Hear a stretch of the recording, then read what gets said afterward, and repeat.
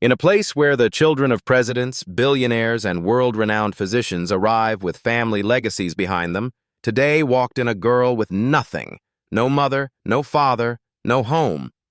An orphan, begging not for mercy, but for knowledge to save others, even though no one had ever saved her. Emily Carter had been 6 years old when the sound of shattering glass carved a line between the life she once knew and the long silence that followed. The accident was merciless. A winter highway slick with black ice, a truck's headlights bending into their small family car, her father's voice cut short, her mother's hand gone limp, her younger brother's laughter extinguished forever. Out of the wreckage came only Emily, fragile, trembling, bewildered, the last survivor of a family that had vanished in an instant. The state placed her in the Worcester Children's Home, a red brick building with paint peeling at the edges, where the smell of disinfectant mingled with the dampness of old wooden floors. For years, she lived in dormitories with 10 other children, hearing their cries at night, their muffled prayers for parents who never returned. Emily did not cry. Instead, she learned silence. She folded it into herself as if silence were a blanket that could keep her alive. What she did not fold away was memory. The memory of her mother's final hour haunted her, not the crash itself, but the hospital afterward. White lights overhead, doctors speaking in hurried fragments, and her mother lying alone on the operating table. No one had held her hand. No one whispered that she was loved.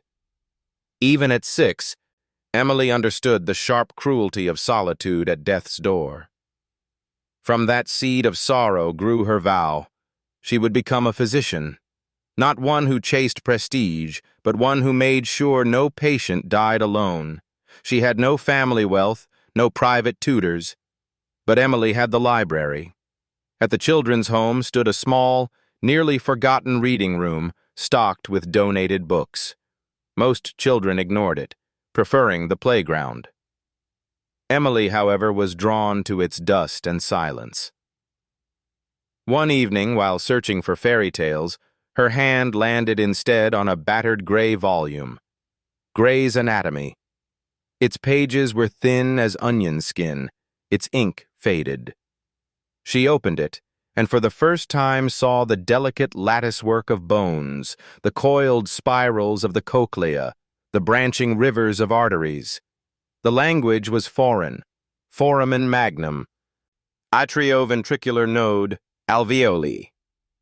At first, they were like incantations from a distant world, but Emily copied them into a small notebook she had been given by a kind volunteer. Each night she sounded the words aloud, whispering them like prayers, then wrote their meanings in simple phrases. Alveoli, tiny air sacs that let us breathe.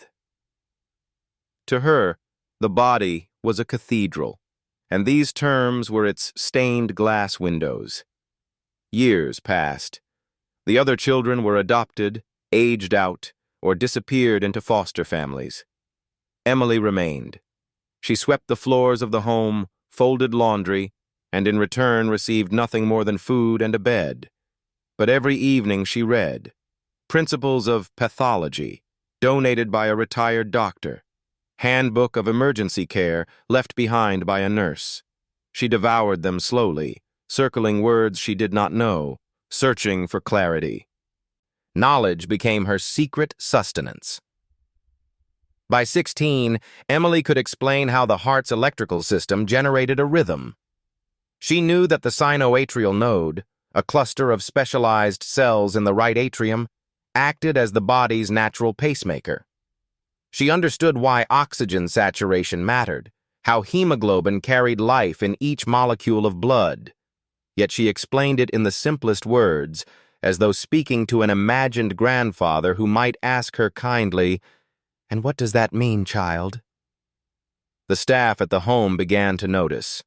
When a younger child fell from the swings and gashed his forehead, it was Emily who calmly pressed a clean cloth, explained that pressure would slow the bleeding, and whispered comfort until the ambulance arrived. When an elderly volunteer fainted during story hour, it was Emily who tilted her chin back, checked her breathing, and counted the chest rises like she had read in the emergency manual. "She saved me," the woman told the staff afterward, though Emily only lowered her eyes and shook her head. At 17, with no money and no family connections, Emily applied to college. She knew the odds. Harvard admitted the privileged, the prodigies of affluent schools. She had neither, but she had test scores written in the quiet ink of determination.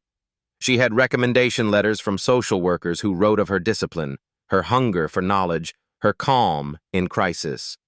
The acceptance letter came on a spring afternoon, in a cream envelope with crimson crest. When she opened it, sitting on the iron bed frame in the dormitory she had known for over a decade, Emily did not scream or cry. She simply pressed the paper to her chest and whispered, "I will not waste this." Her first weeks at Harvard were overwhelming. The campus pulsed with ambition, stone libraries with names carved in Latin, students discussing research as casually as others discussed weather, professors quoting discoveries that rewrote entire fields. Emily walked among them quietly, her thrift store clothes a contrast to their tailored coats. She kept her notebook in her pocket, the same one she had started at 6. Its pages now brimmed with years of anatomical sketches and careful explanations. She did not join clubs or parties. At night, she worked shifts in the dining hall, scrubbing trays until her fingers pruned. In the mornings, she attended lectures, filling pages with meticulous notes. Her classmates saw only the quiet orphan girl in the back row. They did not see the child who had once whispered Latin names for bones to herself in the dark. One October evening, Emily was studying in her dormitory when her roommate Sarah began to gasp. Sarah's face swelled, her lips turning blue, an allergic reaction triggered by peanuts from a snack. Emily's heart pounded, but her mind steadied. She had read this before, rehearsed it in her imagination. She seized Sarah's epinephrine injector, jabbed it into her thigh, then positioned her on the floor, checking airway and breathing. When Sarah's pulse weakened, Emily began chest compressions, 30 steady presses, then 2 breaths, counting rhythmically as the manual had taught. By the time paramedics arrived, Sarah was breathing again. They praised Emily's composure. Sarah, still trembling, clutched her hand and whispered, "You saved me." Word spread. Among those who heard was Dr. Michael Carrington, a distinguished professor of biomedical sciences at Harvard Medical School. Known for his rigorous standards and grief-sharpened temper, his wife had died years earlier from a preventable error in surgery, he seldom paid attention to undergraduates. Yet something about the story reached him. An orphan girl, untrained, who had performed life-saving intervention with precision. The next day, Emily received an invitation to his seminar, an honor usually reserved for advanced students. She walked to the lecture hall with trembling hands. Inside, Dr. Carrington stood at the podium, his eyes stern, his voice resonant. He spoke of the fragile boundary between life and death, of cellular mechanisms, of how one misstep could cost a human soul. "Medicine," he declared, "is not about heroics. It is about discipline, humility, and the refusal to look away when a patient suffers." Emily sat silently, but her notebook filled with every word. She understood him. She understood, too, that perhaps this professor, scarred by his own loss, was the first person who might see her not as an orphan, but as what she truly was, a seeker of knowledge, carrying a vow born in silence. That night, as autumn leaves rustled outside her dormitory window, Emily reopened her old notebook. Between the faded sketches of lungs and arteries, she wrote a new line. "I will not let another die alone." It was the same vow she had made at 6, now carried into the heart of Harvard. And so began her journey. The weeks that followed Emily Carter's first rescue at Harvard were filled with a silence heavier than the books she carried. The incident with her roommate Sarah had traveled quickly through the dormitories and into the lecture halls. Some called her a miracle worker. Others whispered she had been reckless and lucky.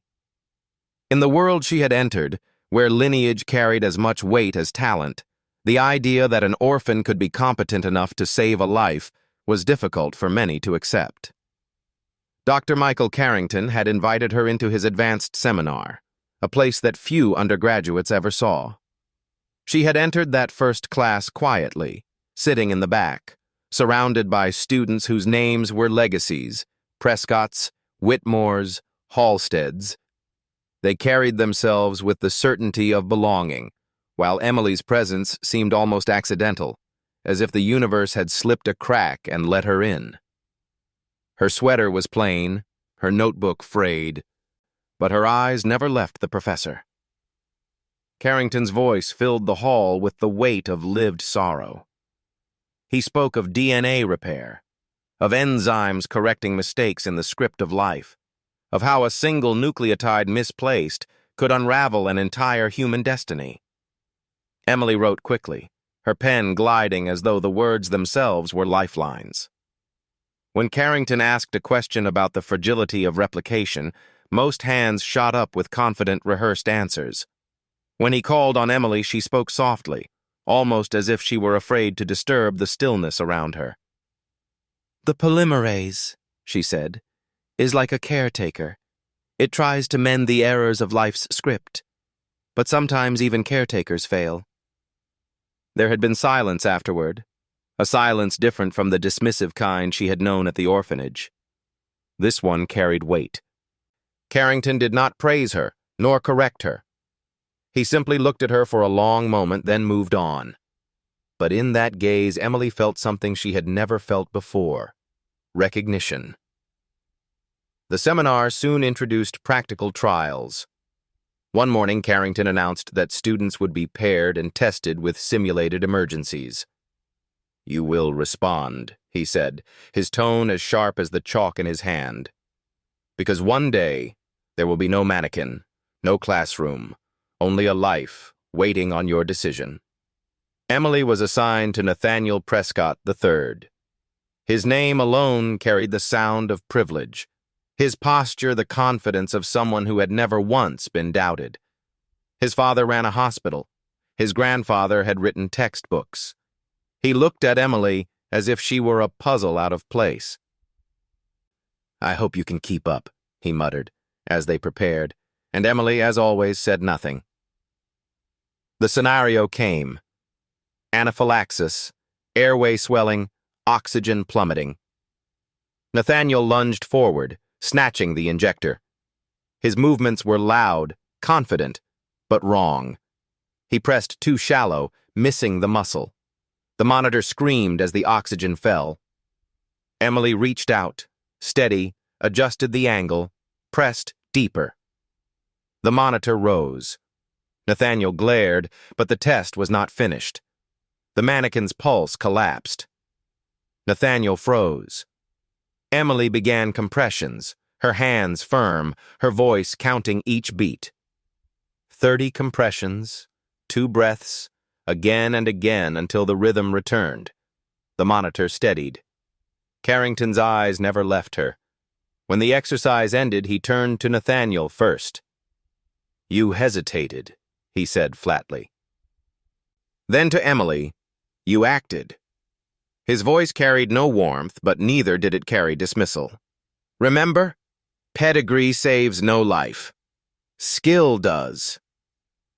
The room was tense. Nathaniel's jaw tightened, pride pierced. The other students looked at Emily with new expressions, some tinged with respect, many with sharper suspicion. She did not smile, nor revel in the victory. She only closed her notebook and walked out quietly, the whispers following her down the corridor like shadows. In the weeks that followed, the weight of doubt pressed harder. Some students claimed she had embarrassed Nathaniel on purpose, others that she had been lucky twice and would fail when it truly mattered. Emily buried herself in study, retreating to the vastness of Widener Library, where rows of forgotten books became her companions. She sat for hours beneath the green glow of the reading lamps, copying diagrams of hearts, lungs, cranial nerves, whispering the words under her breath as if they were spells: vagus, trigeminal, hypoglossal. She imagined explaining them to her mother, alive once more, listening with gentle pride. One evening, Carrington stopped her as the seminar ended. His students filed out, but his voice called her name. "Carter." She turned, her notebook pressed against her chest. He studied her in silence for a moment, then said, "You performed with clarity, but clarity is not enough. Knowledge is not enough. You must understand the weight of every decision." "I do, sir," Emily answered softly. His gaze darkened, as though memory passed across his face like a storm. "Do you? Have you held a hand as it grew cold? Have you seen a life stolen because of a single mistake?" Her throat tightened. She thought of her mother, of the crash, of the sterile hospital room where no one had held a hand or whispered comfort. "I have," she whispered. For a heartbeat, Carrington's composure faltered. He looked at her not as a professor, but as a man who had also lost something irreplaceable. Then his mask returned. "Class dismissed," he said, though the class had ended long before. Emily walked back across the yard in the evening wind, her heart still trembling from the exchange. She knew now that Carrington's severity came not only from authority but from grief. He carried wounds of his own, and somehow he had seen the echo of hers. Winter crept closer. The nights lengthened, and Emily spent them in the library, wandering through shelves that seemed to stretch forever. One night she pulled down a volume titled Medical Ethics in the 21st Century. She read of dilemmas that unsettled her: whether machines should prolong life when consciousness had gone, whether drugs worth thousands should be given only to those who could afford them. She copied a line into her notebook, her handwriting steady, though her hands trembled. "The greatest error in medicine is not ignorance, but indifference." She closed the book and sat in silence, whispering into the emptiness of the stacks, "I will not be indifferent." By the end of the semester, her presence in the seminar was undeniable. To some, she was a curiosity, to others, a threat. Nathaniel's resentment had hardened into something colder. He spoke little to her, but his eyes burned with the quiet rage of someone who had never before been outshone. And though Emily had no wish for rivalry, she felt the storm building around her. Carrington continued to test her. His lectures pressed against the limits of comprehension. His critiques fell sharp and unsoftened. But behind the harshness, Emily sensed something else. He was measuring her, as though searching to see if the orphan could carry the weight he himself carried every day. And though it exhausted her, she endured. She had endured worse. Harvard had let an orphan step into its halls. The portraits on the walls did not yet know her name. The students in their tailored coats still doubted she belonged. But she carried within her a vow older than her place at the university, that no one, ever again, should die alone. And the vow, though quiet, was stronger than the whispers that surrounded her. Snow had begun to fall over Cambridge, soft flakes swirling between the arches of Harvard Yard, covering the brick paths in a thin white silence. For many students, winter meant skating on the Charles River or gatherings in warm common rooms. For Emily Carter, it meant longer nights in the library and colder mornings walking alone across the yard, her breath clouding the air. The whispers had not lessened. If anything, they grew sharper as her competence became undeniable. Nathaniel Prescott carried himself with polished dignity, but Emily could feel the resentment tightening around him like a vice. He had been bred to excel, trained since childhood to inherit medicine like a family heirloom. And yet, twice, he had faltered while the orphan girl had stood steady. He could not forgive her for that. Dr. Carrington, as if sensing the undercurrent, pressed the seminar harder. He assigned projects that tested not just knowledge, but endurance. Students were to design and conduct small-scale experiments in the laboratory, each group required to replicate a biomedical principle under strict observation. Nathaniel and Emily were paired again, a decision that seemed less coincidence than deliberate. The assignment was simple in theory, but exacting in practice. To study the effects of different concentrations of saline on red blood cells, observing hemolysis under the microscope. For many, it was busy work. For Carrington, it was a lesson in precision and care.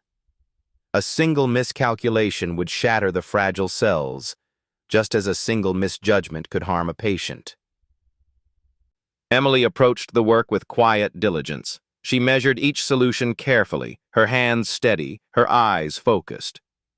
Nathaniel, impatient, dismissed her caution. "It's salt water," he muttered, "not brain surgery." He poured too quickly, spilling droplets on the counter. Emily wiped them without a word, but her silence seemed only to enrage him further.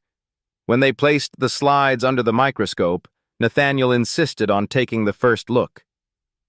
"Hypertonic solution," he said confidently, adjusting the lens. "The cells shrink just as expected." Emily peered after him. What she saw troubled her. The cells had not merely shrunk. Their membranes had ruptured completely, fragments scattered like shards of glass. She checked the concentration again. Nathaniel had miscalculated, doubling the salt content. The red blood cells had lysed entirely. "You measured wrong," she said softly. His head snapped toward her. "No, I didn't. You added too much. The cells are destroyed." "It doesn't matter.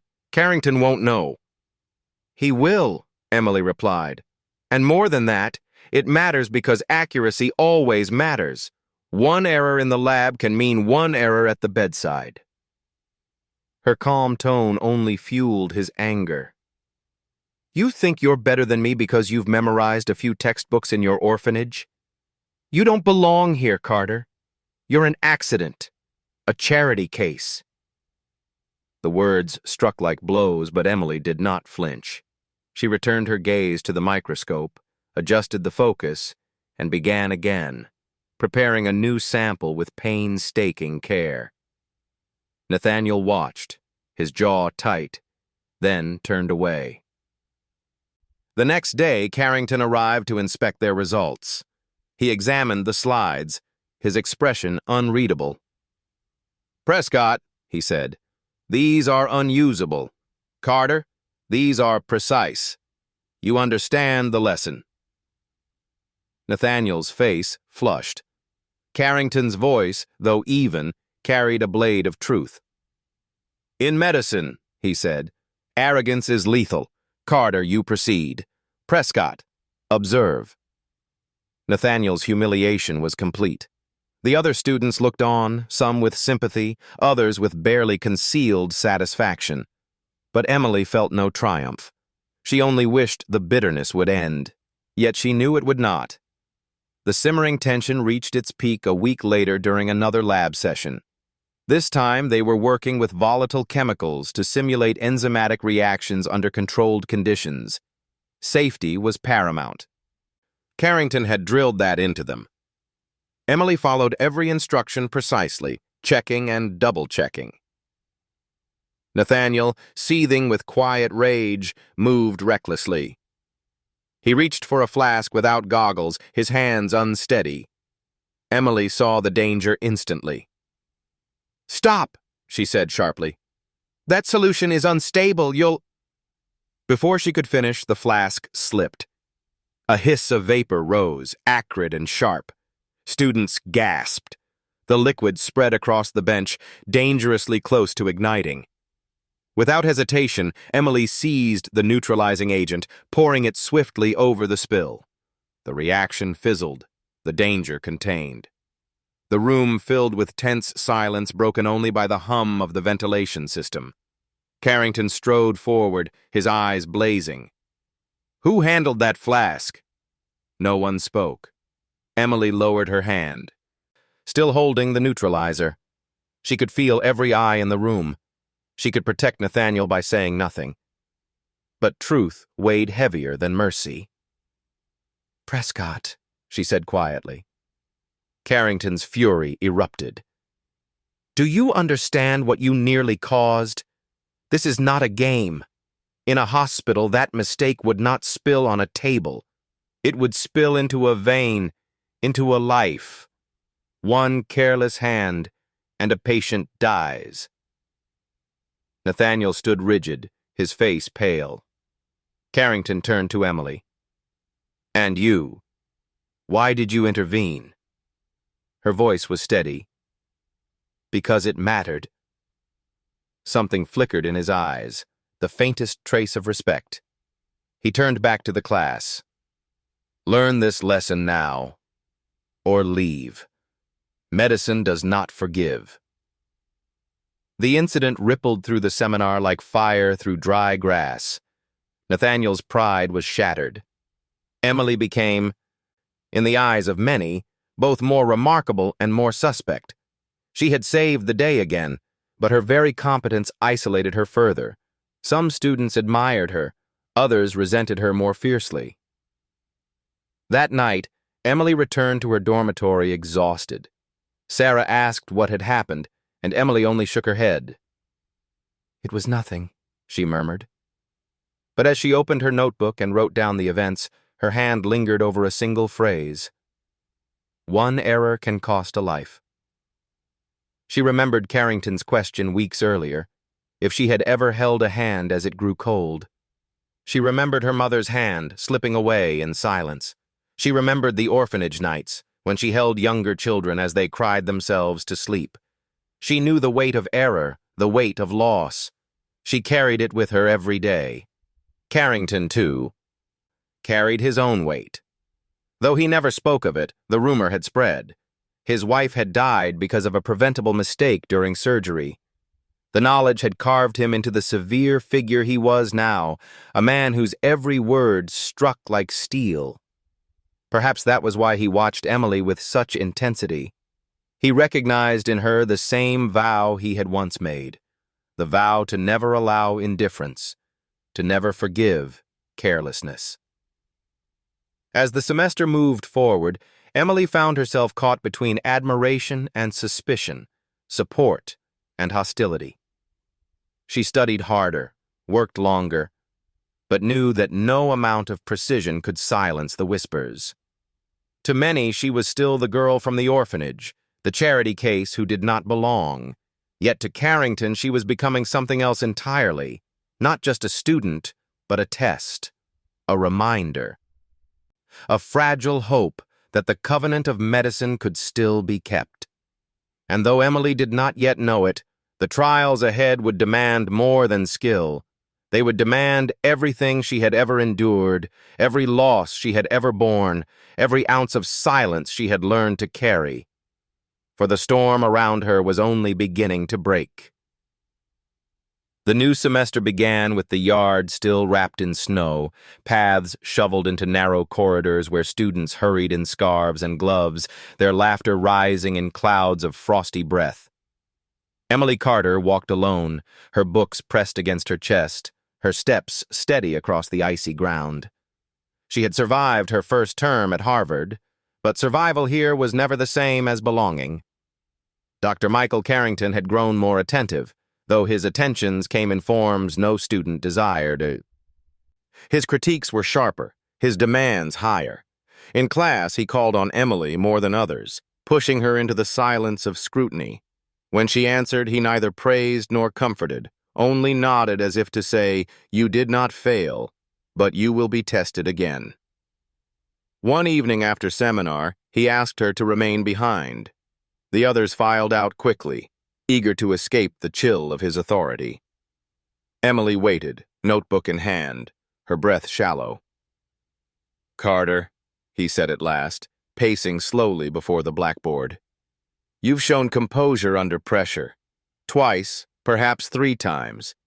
But medicine is not a string of lucky interventions. I need to know whether you understand the weight of what you claim to want." "I do, sir," Emily replied, though her voice was quiet. He stopped, turning to her with eyes that seemed to pierce through her stillness. "Do you? Then tell me, what is worse, ignorance or indifference?" Emily thought of the book she had read in Widener, the lines she had copied into her notebook. "Indifference," she said, "because ignorance can be corrected. Indifference destroys." For the first time since she had known him, Carrington's stern mouth curved in the faintest shadow of a smile. "Good. Then perhaps you are worth my time."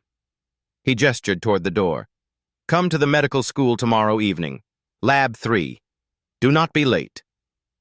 Emily nodded, her heart pounding. She knew this was more than an invitation. It was a summons, and with it came a trial she could not predict. The next evening, she crossed Longwood Avenue toward the shining glass walls of Harvard Medical School. The air was brittle with cold, but inside the building warmth spread across the polished floors. She found Lab 3 and entered quietly. Carrington was already there, coat off, sleeves rolled, standing beside a tray of surgical instruments. Without introduction, he pointed to the tray. "Name them." Emily stepped closer, her eyes tracing the cold glint of steel. "Scalpel, forceps, hemostat, suture needle." She listed them one by one, recalling the diagrams she had copied so many times. Carrington gave a curt nod. "Good. Now repair this." He uncovered a piece of synthetic tissue mounted on a frame, a simulation for surgical practice. The surface bore a long incision. "Close it, properly, as if it were living flesh." Emily's hands trembled as she picked up the needle holder. She had never touched instruments outside of a book. Her fingers felt clumsy, but she steadied them, remembering the drawings she had studied in her solitude. She pierced the tissue, passed the needle through, tied the knot. The first stitch was uneven, but she adjusted, repeating slowly, methodically. Carrington watched without comment. Minutes passed in silence until Emily tied the final knot and cut the thread. She stepped back, her breath shallow. He examined her work closely. "Messy," he said, "but sound. Your knots hold." He looked at her, eyes narrowing. "You've studied, but you have not practiced." "Where?" Emily hesitated, then answered truthfully. "Books. Old books, mostly. And a manual from a retired doctor." Carrington studied her as though seeing something fragile and defiant all at once. "You've never set foot in an operating room, yet you tied those knots with steadiness." "Very well. You'll return here every week. I will test you, break you if I must. If you remain standing, then perhaps you have a place in this covenant." Emily lowered her head. "Yes, sir." That night she walked back through the snow with her heart heavy but alight. For the first time, she was being trained, not as a charity student, not as an anomaly, but as someone who might one day become a physician. But Harvard was not all mentorship and silent vows. The storm with Nathaniel Prescott was gathering strength. His humiliation in the lab had spread among the students, and though he never confronted her directly again, Emily could feel his presence behind the whispers. Notes disappeared from her desk. Rumors reached her ears that she cheated, that Carrington favored her, that she had lied about her past to gain sympathy. Sarah, her roommate, tried to shield her from it. "They're jealous," Sarah insisted. "You're different, Emily. That scares people who've only ever known comfort." But Emily only smiled faintly, closing her notebook. "Comfort makes people forget the weight of things. I can't forget." Still, the words hurt. They followed her into the dining hall, the library, even the cold corridors of the dormitory. And though she bore them in silence, the burden grew heavier with each passing day. One afternoon, As she studied by the tall windows of Widener, Nathaniel himself approached. He stood over her desk, his shadow falling across her pages. "You think Carrington sees something in you," he said softly, his voice controlled but seething. "But you're nothing more than a story. A convenient charity case he can use to prove a point. Do you really believe you belong here, Carter? Do you think a girl from an orphanage can survive this world?" Emily closed her notebook and looked up at him with steady eyes. "I survived worse than this world," she said. For a moment, Nathaniel faltered, as if her quietness unsettled him more than any outburst could. Then he leaned closer, his words sharp. "I'll prove you don't belong. And when I do, no one will remember your name." He turned and walked away, his footsteps echoing in the vastness of the library. Emily sat still, her hands pressed against her notebook, her breath trembling, but her resolve unshaken. That night, in the solitude of her dormitory, she opened her notebook and wrote only a single line. "Names are remembered not for where they begin, but for what they endure." As snow thickened over the campus, Emily knew the trials ahead would demand more than the silent strength she had carried all her life. They would demand a courage she had not yet tested, and an unbreakable faith in the vow she had made at 6 years old, to never let another soul die alone. Winter pressed deep into Cambridge, the Charles River glazed with ice, the lamps of Harvard Yard burning against early darkness. Emily Carter walked the paths slowly, her boots crunching snow, her breath rising in steady clouds. She carried her books close, the same notebook always in her pocket, pages filled with years of quiet discipline. To most, she was still the orphan who had somehow slipped into Harvard's walls, a curiosity, an outsider. But to Dr. Carrington, she had become a student worth pressing, testing, breaking down until only the strongest vow remained. Every week she returned to the lab at the medical school, where Carrington drilled her in silence. He made her tie knots until her hands cramped, made her recite the cranial nerves backward and forward until her throat was raw, made her handle scalpels until her fingers bled beneath thin gloves. He never praised, never softened, but each night Emily walked back through the snow with something alive inside her, the sense that someone finally believed she might endure. Yet outside the lab, the whispers grew sharper. Nathaniel Prescott, wounded in pride, fanned the flames. He spoke softly to classmates in common rooms, hinting that Carrington favored Emily, that her rescue of Sarah had been exaggerated, that perhaps she had rehearsed the act for attention. "She craves pity," Nathaniel said with a smile. "Orphans always do." The words spread, mutating as rumors do, until some students wondered if Emily truly had the composure they had seen, or if luck had simply dressed itself as skill. Emily ignored them as best she could, but isolation tightened around her. Even Sarah could not always shield her from the sting of cruel laughter. She told herself it did not matter. She had known worse silence in the orphanage, nights when the only sound was children crying for parents who never came. Still, there were moments when the weight pressed so heavily she could barely breathe. Carrington sensed it. One evening, as she completed another suture trial, he said quietly, "Carter, you will be tested not only by flesh and bone, but by envy. Medicine attracts ambition like flame attracts moths. Many will resent you. If you falter under their scorn, you will not survive." Emily tied her last knot and set down the needle holder. "I have survived worse," she said simply. Carrington studied her for a long moment, then gave the faintest nod. "Good, because the next test will not forgive weakness." She did not know then how near that test had already come. The seminar was preparing for its largest trial yet, a comprehensive medical simulation spanning hours, designed to mimic the chaos of an emergency ward.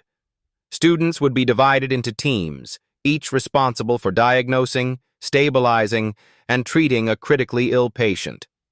The mannequins were programmed with complex conditions, heart attacks, strokes, respiratory failures, and every decision would be monitored. It was not simply about technical skill.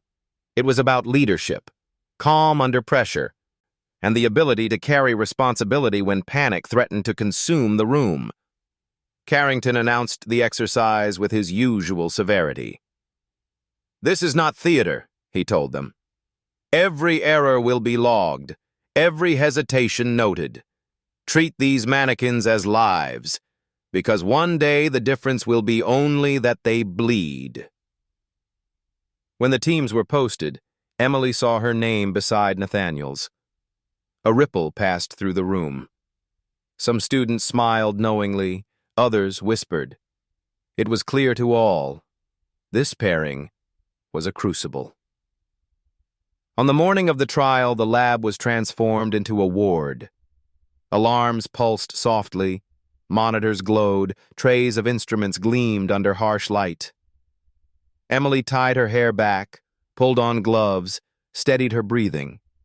She had lived emergencies before. She told herself this was no different. But when she glanced at Nathaniel, she saw a glint in his eyes, not fear, but something darker, sharper, born of pride and wounded ego. Their patient mannequin presented with labored breathing, low oxygen saturation, and wheezing, classic signs of severe asthma spiraling toward respiratory failure. Emily moved quickly, listening with a stethoscope, hearing the silence where air should have rushed. "Airway is compromised," she said calmly. "We need to prepare for intubation."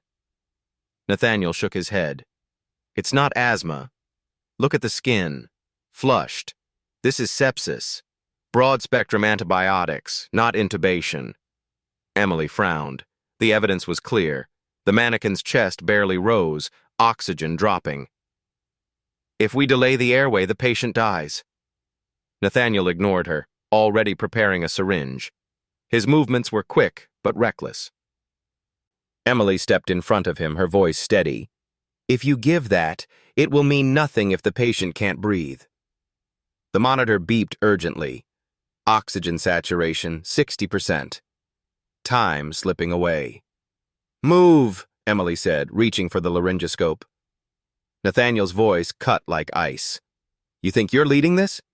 You're nothing, Carter. Nothing but charity and a borrowed coat." Emily did not flinch.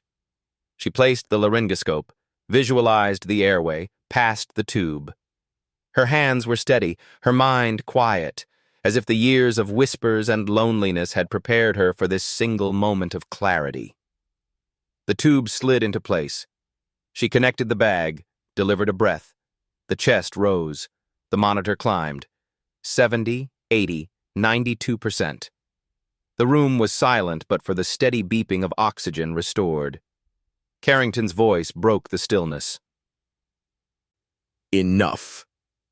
He stepped forward, his eyes burning with fury. "Prescott, you endangered a life. You ignored evidence, dismissed your partner, and nearly cost the patient everything. Carter, you acted under pressure, restored the airway, and saved what was left to save. Remember this lesson. Arrogance kills. Discipline saves."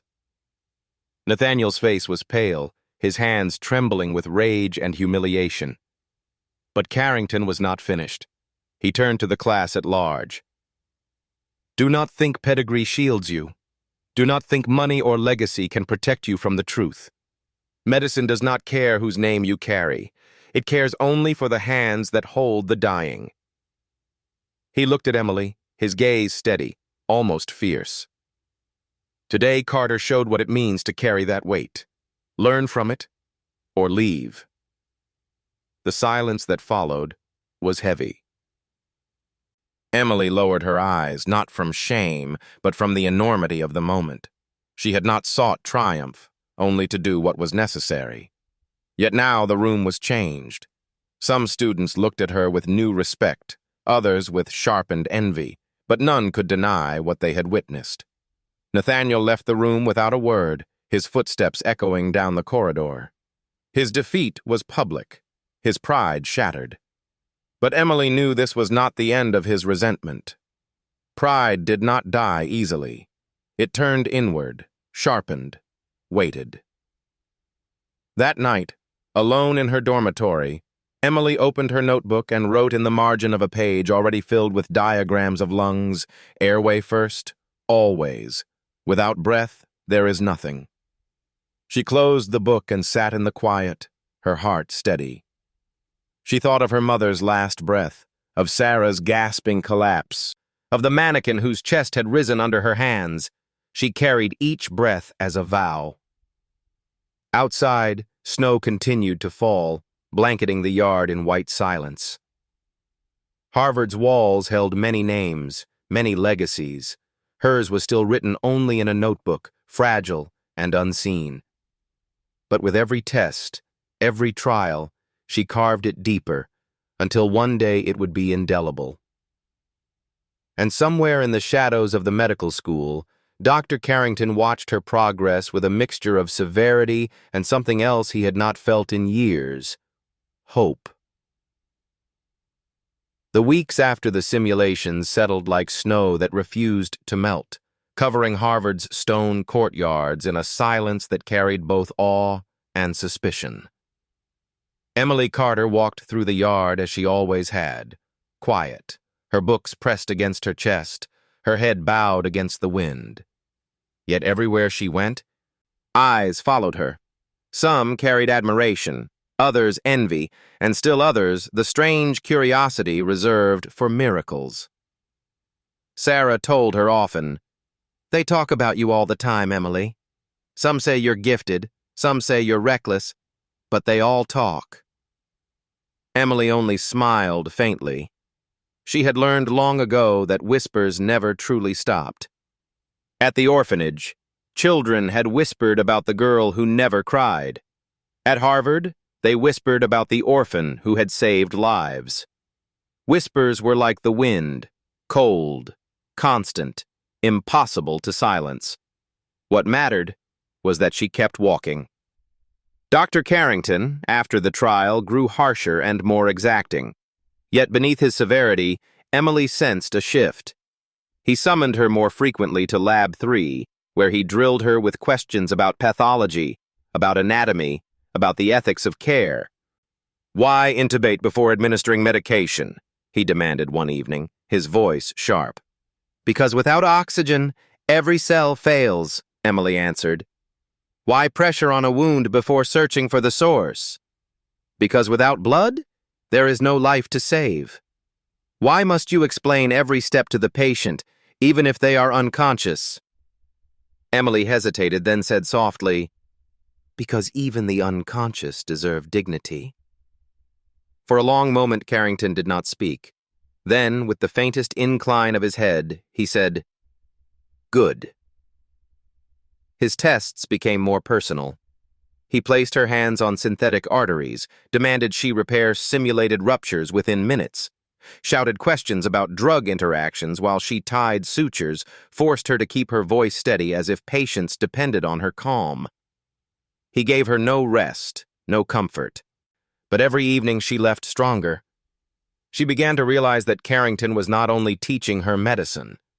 He was teaching her how to carry the unbearable weight of it.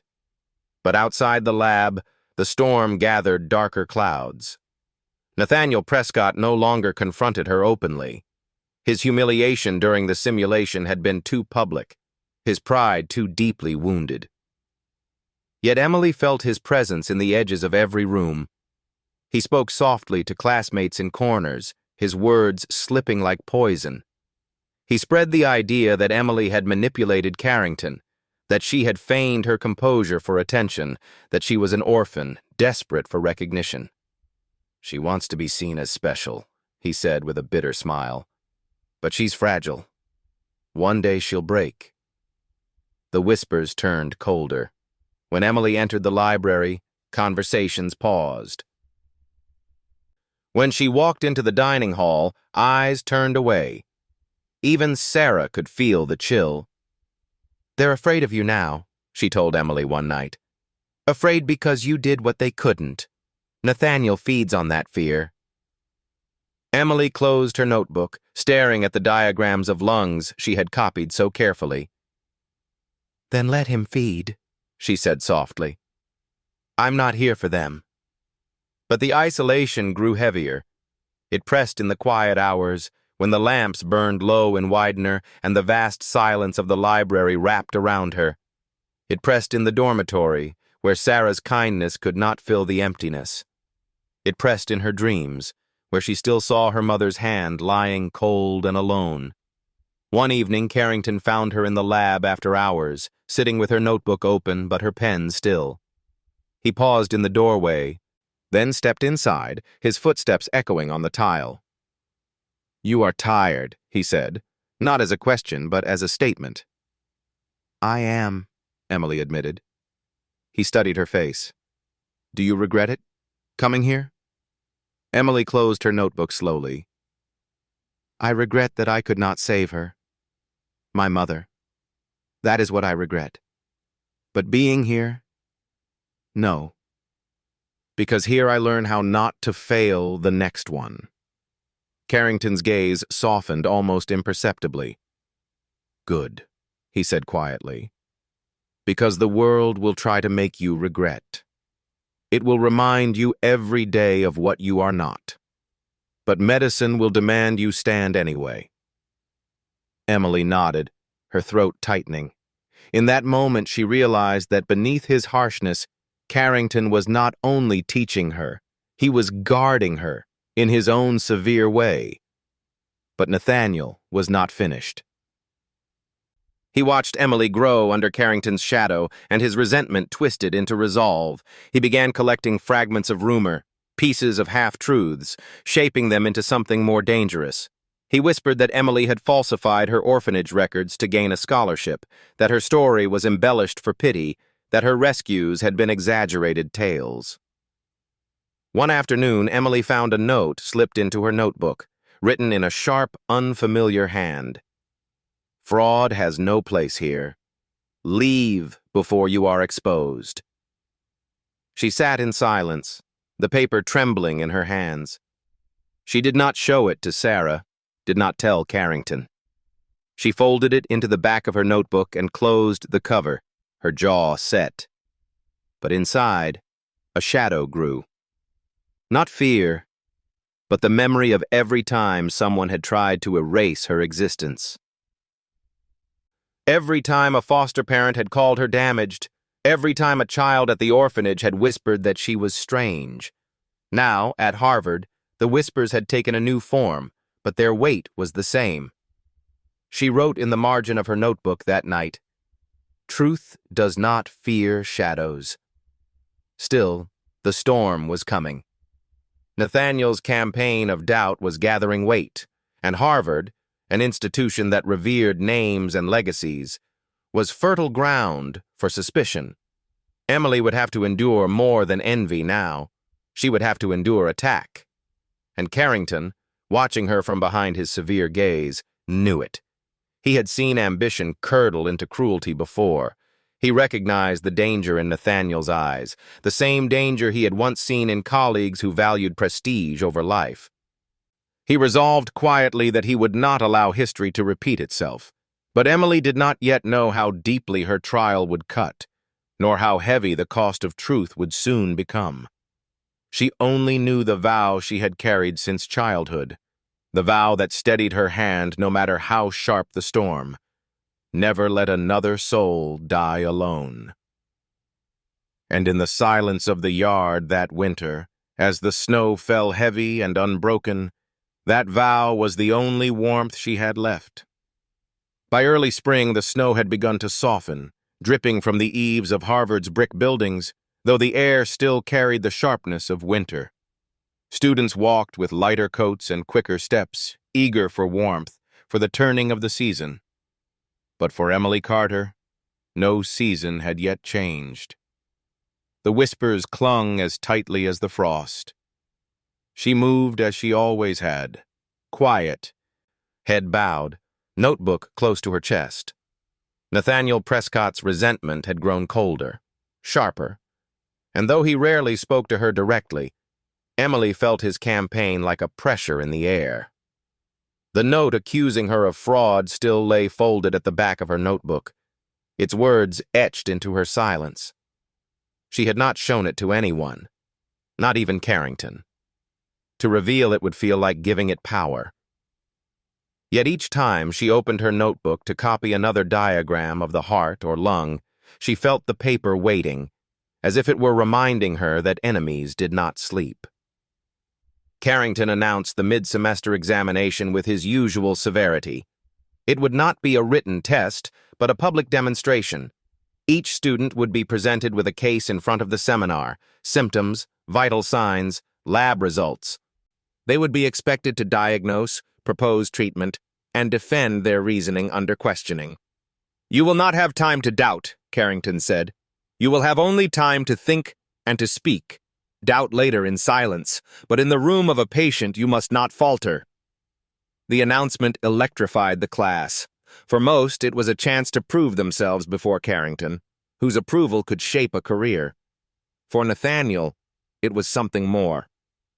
Emily could see it in the set of his jaw, the glint in his eyes. He saw the examination as his opportunity, not only to reclaim pride, but to destroy her. On the morning of the test, the hall was crowded. Not only the seminar students, but others had come to watch. Upperclassmen, friends, even professors curious to see Carrington's methods. Emily sat in her plain sweater, notebook closed on her lap. She told herself she was ready. She had studied every night until her eyes burned. She had rehearsed diagnoses aloud in the quiet of her dormitory, answering imagined questions into the darkness. Still, her heart thudded heavily against her ribs as the cases began. One by one, students were called to the front. They stood before Carrington, presented their reasoning, defended their choices. Some faltered under his relentless questioning. Others managed to hold steady. When Nathaniel's name was called, he walked with polished confidence, his voice carrying easily through the hall. His case was a myocardial infarction, a heart attack. He diagnosed quickly, prescribed oxygen, aspirin, nitroglycerin, even mentioned possible stent placement. Carrington pressed him with questions about contraindications, about why morphine might worsen hypotension. Nathaniel answered smoothly, with the assurance of someone raised on dinner-table debates with physicians. When he finished, there was a murmur of approval. Then Carrington spoke again. "Carter." The room shifted. Emily stood slowly, walking to the front. Her palms were damp, but her step was steady. She faced the blackboard where Carrington had written the case. A patient, 45 years old, presenting with chest pain, shortness of breath, and dizziness. Blood pressure falling, oxygen saturation low, ECG showing irregular rhythm. She scanned the details quickly, her mind steadying. "This is not classic myocardial infarction," she said softly. "The irregular rhythm suggests arrhythmia, ventricular tachycardia, possibly leading to arrest."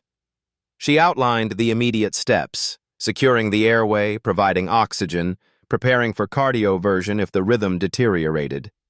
She spoke calmly, clearly, her voice soft but unbroken.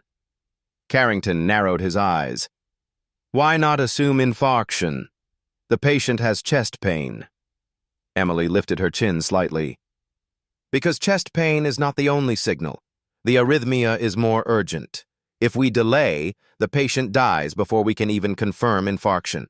Airway, breathing, circulation, always in that order." A silence fell. Carrington studied her for a long moment, then asked, "And what if you are wrong?" Emily's heart beat hard, but her voice was steady. "Then I err on the side of life. The rhythm must be stabilized first. Without rhythm, no heart can carry oxygen to tissue. If I am wrong, there is still a chance to correct. If I wait, there is none." She finished and stepped back, her notebook clutched tightly in her hands. For a moment there was stillness in the hall. Then, softly but unmistakably, Nathaniel's voice carried across the room. She memorizes well, doesn't she? But can she even prove she belongs here? A ripple spread through the students. Carrington's head turned sharply. Explain yourself, Prescott. Nathaniel's voice was calm, almost measured. We all know her story, Professor. The orphanage, the accident, the scholarship. But what proof do we really have? Her past is a mystery. Her presence here, conveniently dramatic. How do we know she hasn't embellished it to gain sympathy? Even her so-called rescues, one roommate, one mannequin, luck dressed as competence. Should Harvard entrust its legacy to a girl with nothing but a story? The words fell like knives. Gasps echoed, murmurs rose, eyes turned to Emily. She felt the blood drain from her face. It was not only an attack on her skill, it was an attack on her very existence, on the truth of who she was. Carrington's voice cut through the noise like thunder. Silence. The room froze. His eyes blazed not at Emily, but at Nathaniel. You dare question not her skill, but her humanity? You dare turn medicine into spectacle? Nathaniel met his gaze, defiant. I question whether sentiment has blinded us. Medicine is not pity, it is precision. Carrington stepped forward, his voice fierce. Medicine is not pity. It is not prestige. It is not legacy. It is responsibility. And Carter has shown more responsibility in silence than you have in all your speeches. He turned to the room, his voice ringing against the walls. Mark this lesson.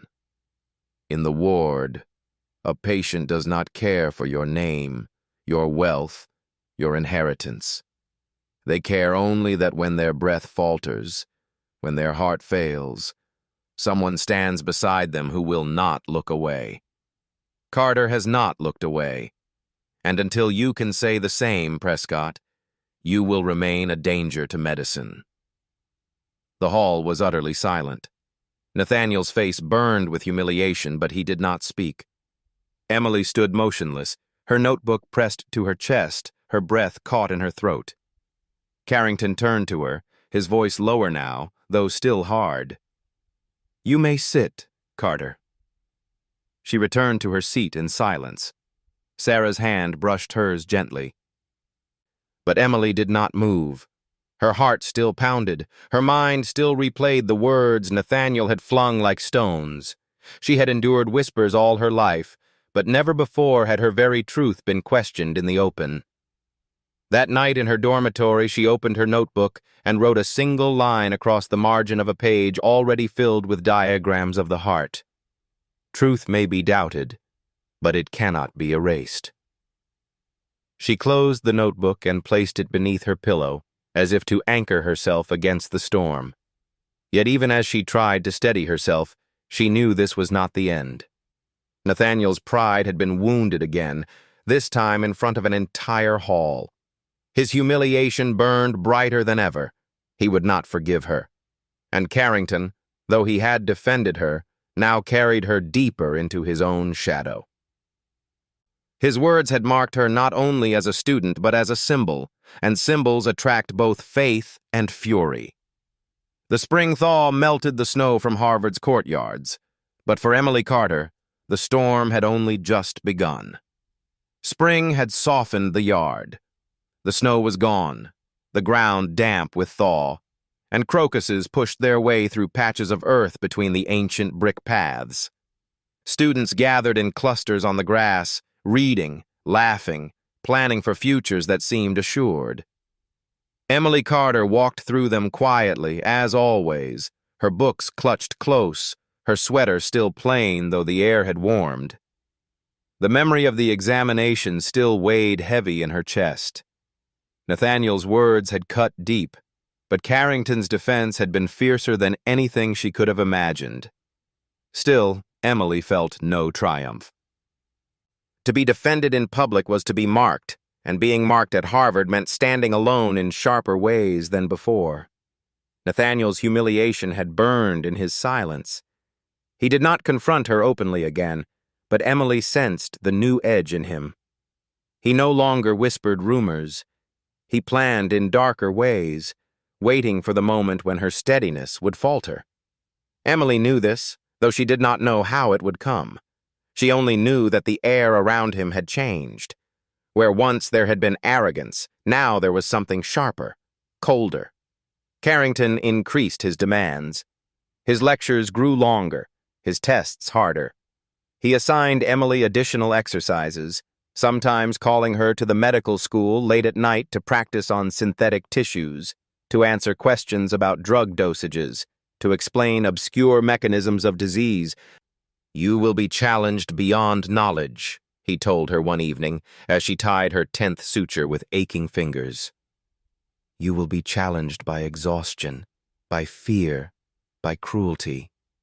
Medicine does not test only the mind, it tests the soul." Emily listened, nodded, and endured. She had been tested by loss long before she ever stepped into Harvard. No cruelty here could compare to the silence of an orphanage night. Still, she felt the weight pressing heavier with each day. The seminar's next project was in the laboratory, complex experiments on tissue cultures designed to teach precision in measurement and care in handling living cells. Carrington warned them sternly at the start. This work demands attention. One careless step, one contamination, and the culture dies. And in real practice, that death is not cells in a dish. It is a patient. Emily paired with Sarah for the project, grateful for her roommate's kindness. Sarah, though not as driven, was steady and careful. Together they measured reagents, sterilized instruments, checked each step twice. But Carrington, perhaps deliberately, ordered Nathaniel to work at the same bench. Emily felt the tension immediately. His movements were sharp, impatient, his eyes flickering toward her as if waiting for a chance. That chance came in a moment so small it could have passed unnoticed. Sarah had stepped away to fetch a tray, and Emily was bent over the microscope recording the morphology of the cells. When she looked up, she saw Nathaniel reaching for the pipette that contained their most delicate reagent. His hand was steady, but his eyes, too calm, too deliberate. He tilted it slightly, just enough that a droplet fell where it did not belong, contaminating the culture. Emily's heart froze. She moved quickly, catching the pipette before more could fall. "Stop," she said firmly. Nathaniel smiled faintly. "Accidents happen." "This was no accident." Her voice was low, but the anger beneath it was sharp. The culture shimmered faintly, already showing signs of ruin. Hours of work undone by a single poisoned drop. Sarah returned, confused by the tension. "What happened?" Emily did not answer. She only pressed the contaminated dish aside and began again, her movements controlled though her hands trembled. Nathaniel said nothing, only stepped back with that same faint smile. But Carrington had seen. He had been walking the aisles silently, his gaze sharp. Now he stepped forward, his voice cutting. "Prescott. Carter. Explain." Emily opened her mouth, then closed it. To accuse Nathaniel would be to open a wound that might never close. To remain silent would be to accept sabotage.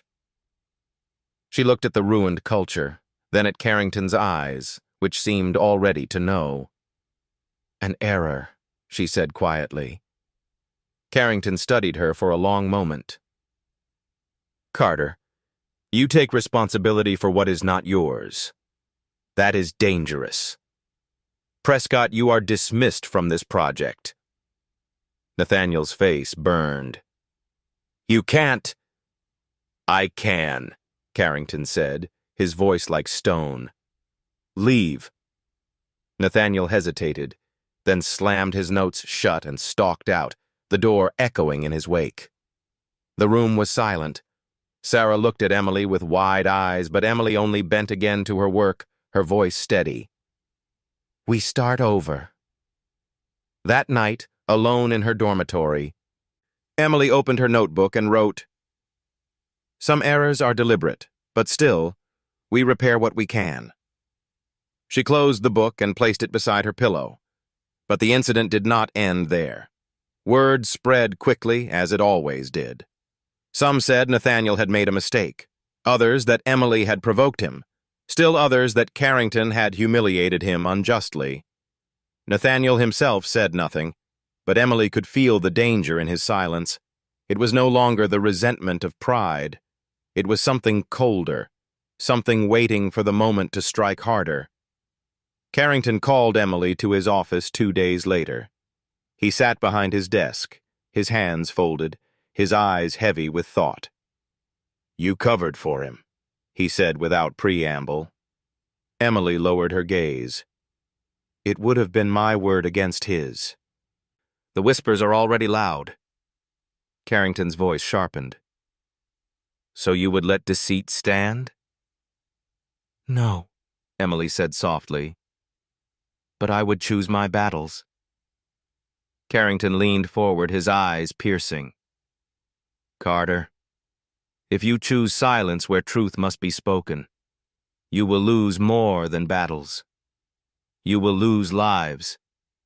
Do not protect arrogance. Do not excuse cruelty. The world will not excuse yours if you falter." Emily nodded, though her throat tightened. She understood, but she also knew what he did not, that she had spent her life carrying truths no one wanted to hear. Sometimes silence was survival. When she left his office, the yard was glowing with early spring sunlight, students laughing on the grass, but Emily felt no warmth. She felt only the shadow of Nathaniel's smile, the weight of his silence, and the vow she had carried since she was 6 years old. She whispered it again to herself as she walked across the green, her notebook pressed close. Never let another die alone. Yet she could feel it. Her trials were tightening. Nathaniel's hatred was sharpening into something dangerous. And the next test would not be spilled reagents or broken cells. It would be something far closer to life and far closer to loss. Spring unfolded in Cambridge with a deceptive gentleness.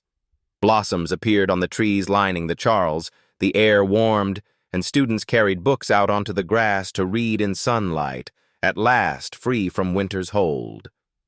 To most, it was a season of promise. To Emily Carter, it felt like the pause before a storm. Nathaniel Prescott had grown quieter since the laboratory incident.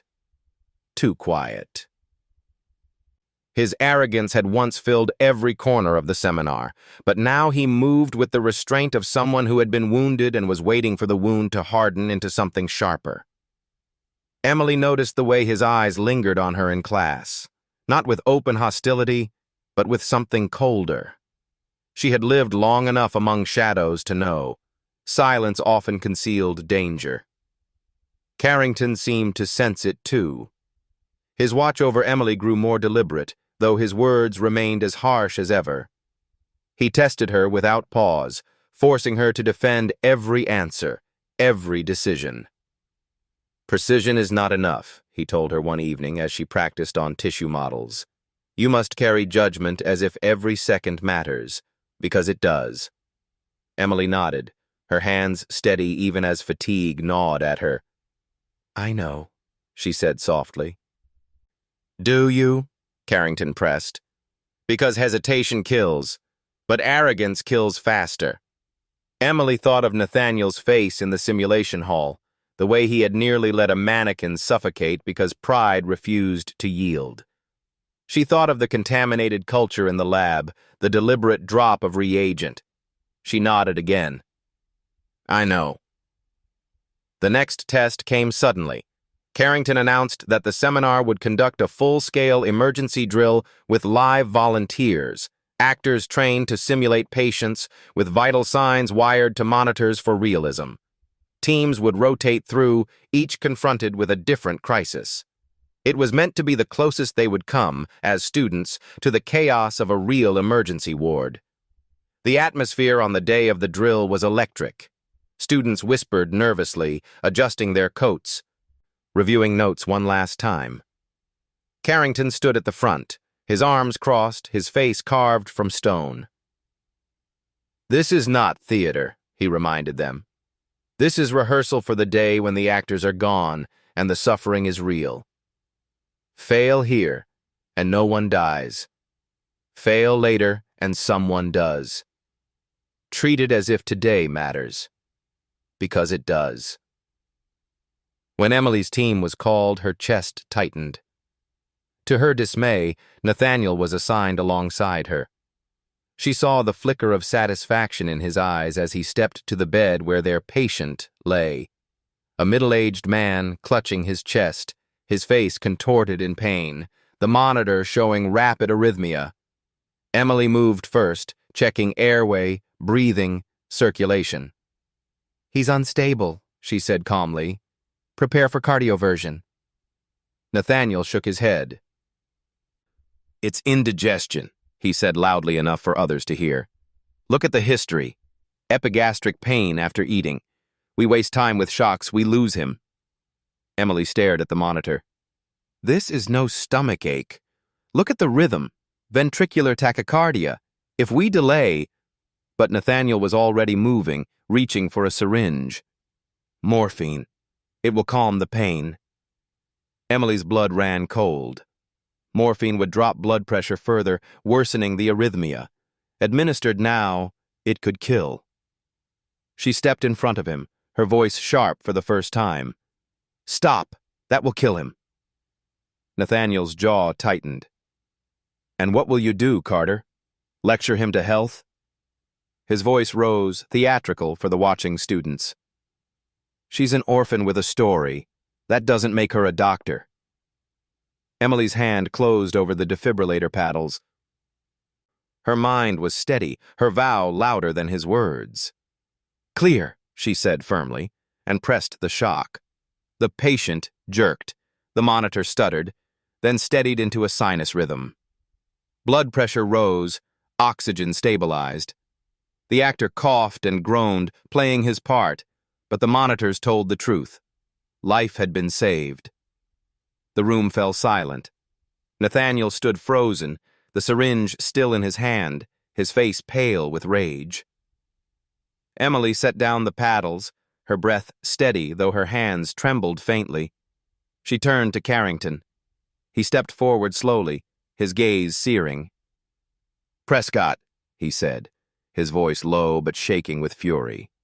"You nearly killed your patient, not through ignorance but through pride. You ignored evidence, dismissed your partner, and reached for a drug that would have ended this life." Nathaniel opened his mouth, but Carrington cut him off. "Be silent. Your arrogance has echoed enough." Then his gaze shifted to Emily. For a moment, the severity in his eyes softened, though his voice remained hard. "And you, Carter, you stood firm. You chose life. Remember this day. Not for the victory, but for the cost. Because in the ward, there are no spectators, no applause, only breath regained or lost." The drill moved on, but the air in the hall was heavy. Students whispered, some shaken, some awed. Sarah caught Emily's hand afterward, her eyes shining with relief. "You saved him," she whispered. Emily only shook her head. "I saved an actor. The real test hasn't come yet." But she could not shake the image of Nathaniel's face as she had stepped in front of him. Not angry alone, but desperate. As if each failure to eclipse her tore away at something deeper inside him. He had tried to discredit her with words, and failed. Now he had tried with action, and failed more publicly still. His silence afterward was not surrender. It was a promise of further cruelty. That night, Emily sat alone in her dormitory, the city lights glowing faintly through the window. She opened her notebook and stared at the empty page. For the first time, she did not know what to write. Words felt small against the weight of what had nearly happened. Finally, she wrote a single sentence. Some enemies will rather kill than be humbled. She paused, then added another. But even then, I cannot let them die alone. She set the notebook down, her hand trembling. For she knew the vow she carried would one day demand not only that she save strangers, but that she choose whether to save those who had wished her harm. And in that choice lay the truest test of all. Outside, the blossoms swayed gently in the spring breeze, but inside, Emily felt the storm gathering closer, heavier than ever before. The blossoms deepened into full spring, and Harvard's courtyards filled with the sounds of students celebrating the end of another year. For many, it was the season of triumph. Internships secured, residencies anticipated, careers already stretching forward like golden paths. For Emily Carter, it was a season of reckoning. She had endured whispers, sabotage, public humiliation, and still she stood. Yet standing had never been her goal. Her vow remained, quiet and unyielding. Never let another die alone. Nathaniel Prescott had grown more isolated after the drill. His confidence, once loud enough to fill the room, had curdled into silence. He came to class, answered questions, walked the yard in his tailored coat, but he no longer spoke to Emily. The silence, though, carried a weight more dangerous than his words had ever done. He was not defeated. He was wounded, and wounds left untended festered. Carrington's severity grew sharper in those weeks, but so too did his watchfulness. One evening, after another grueling practice in Lab 3, he finally spoke not as professor, but as man. "You wonder why I press you so hard," he said, his hands resting on the bench, his eyes fixed on hers. Emily closed her notebook slowly. I think I know. Because mistakes kill. Yes, but more than that. His voice trembled slightly, as though something long held was pressing forward. My wife died on an operating table. Not because the surgeon lacked skill, but because he lacked humility. He dismissed a nurse's warning, rushed a step, believed himself above error. And in that moment, the woman I loved was lost. I have lived every day since knowing arrogance killed her. So when I see arrogance in these halls, I burn it out. And when I see silence that carries weight, I test it to see if it will endure. Emily's throat tightened. You test me because you fear I might falter. I test you, Carrington said quietly, because I hope you will not. For a moment, silence filled the lab, heavy and raw. Emily lowered her eyes to her notebook, then looked back at him. I will not, she said softly. Graduation neared. Sarah, bright with plans for medical research, urged Emily to look ahead. You'll go on to Harvard Medical School, she said with certainty. You'll become the kind of doctor people remember. Emily only smiled faintly. I don't need to be remembered. I need to keep the vow. The vow was tested sooner than she imagined. One afternoon, as the seminar gathered for its final session, the air in the hall was tense. Carrington began to speak, but a commotion broke out at the back. Nathaniel had collapsed, his face pale, his body trembling. The class gasped, students frozen in shock. Emily was already moving. She reached him in seconds, dropping to her knees. His pulse raced, irregular. His breath came shallow and fast. His eyes rolled back. Emily's mind steadied, training and vow merging into clarity. Arrhythmia, she said aloud, her hands moving swiftly. She called for the defibrillator, prepared the paddles. Students gathered in stunned silence as she pressed them to his chest. Clear. The jolt lifted him. The monitor stuttered, then steadied into rhythm. His breath came easier, his eyes fluttered open. He stared at her in shock, confusion, shame. Emily kept her hands on him until she was certain the rhythm held. Then she sat back, her breath steady though her heart pounded. Carrington's voice filled the silence. "Class dismissed."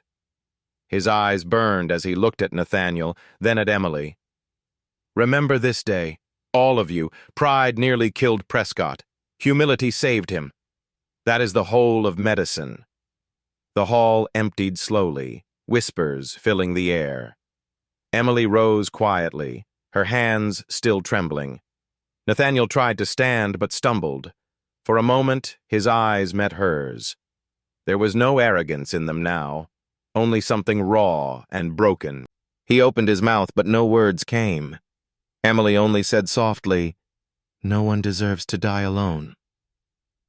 Then she walked away. The year ended. Sarah packed her books, speaking of research labs and summer opportunities. Nathaniel withdrew, quieter than Emily had ever known him. And Carrington called Emily to his office one last time. "You have endured more than I had the right to ask of you," he said.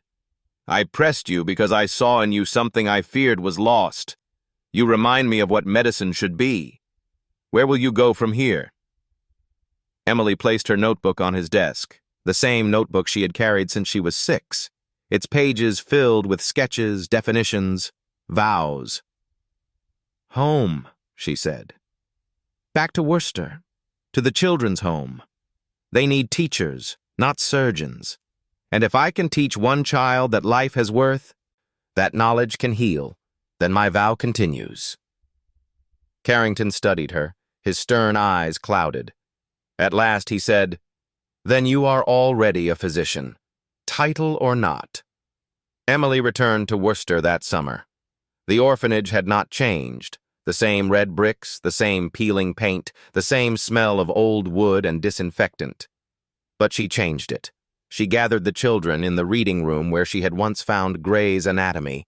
She opened her notebook, showing them the diagrams she had copied in the silence of her youth. She taught them words, alveoli, atrium, vagus nerve, explaining each gently, as if every child might one day carry the vow too. The children listened with wide eyes, their voices echoing hers as they repeated the strange words. In their small faces, she saw pieces of herself, the loneliness, the hunger, the fragile hope. And she told them quietly, "Knowledge is not for the rich or the lucky. It is for anyone who will not give up." Years later, some of those children would write their own names into medicine, into science, into care. And they would remember the quiet girl who had once taught them in a forgotten room of an orphanage, her voice soft, her vow unbroken. At Harvard, the whispers faded with time, replaced by new names, new stories. But in Carrington's lectures, he sometimes paused, his voice heavy, and spoke of a student who had carried silence like a shield and turned it into light. He never spoke her name, but those who had been there remembered. And Emily Carter, orphan of Harvard, walked on with her vow intact. She had not sought wealth, nor titles, nor legacies carved in stone. She had sought only this, that no soul should die alone, and no child should believe themselves unworthy of knowledge. In that vow, she had found her healing, and in that vow, she left her legacy. Thank you for staying with Emily's story. If it touched your heart, I'd be grateful if you subscribed, so we can share more quiet journeys of knowledge, hope, and kindness together.